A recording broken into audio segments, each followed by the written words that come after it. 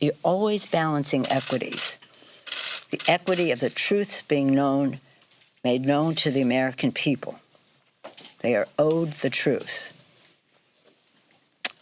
Uniting our country, keeping our country united when is one in furtherance of the other, or is one to the detriment of the other.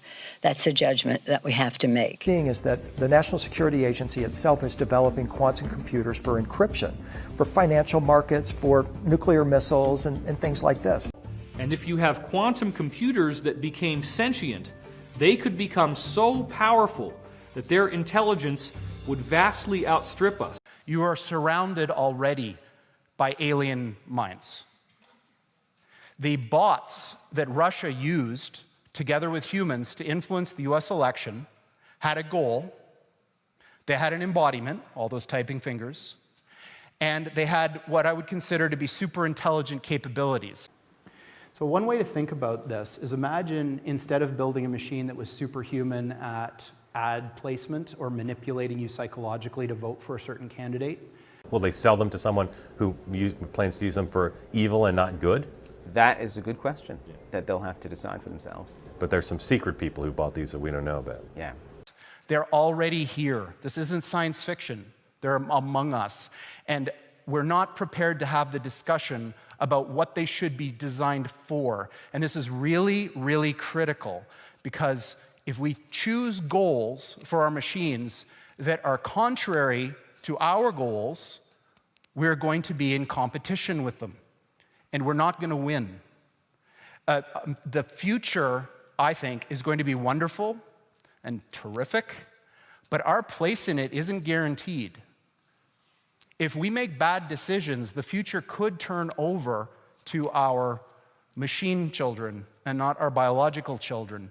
That's why I think that this idea of understanding how these things work is so important for people to understand, and I think that it's tragically misunderstood how critically important it is to get this right. They are undertaking a significant national investment in artificial intelligence and quantum computing that is dwarfing anything that the administration is proposing or suggesting.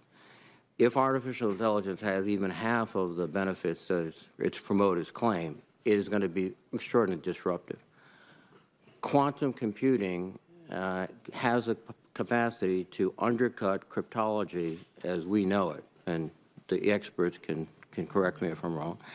Some of the mechanisms that quantum computing can generate could, based on infinite measurements of gravity, detect devices underground and under the water, which for anybody who's a submariner, you've got to be wondering.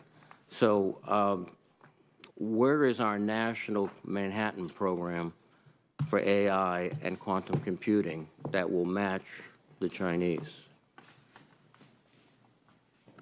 Director Coach, you seem to be anxious to answer that, and I'll let you do that. Well, I think there are some things that we ought to talk about in classified setting here. We're treading a very narrow line here relative to discussing this in an open. You're always balancing equities. The equity of the truth being known, made known to the American people. They are owed the truth. Uniting our country, keeping our country united when is one in furtherance of the other, or is one to the detriment of the other.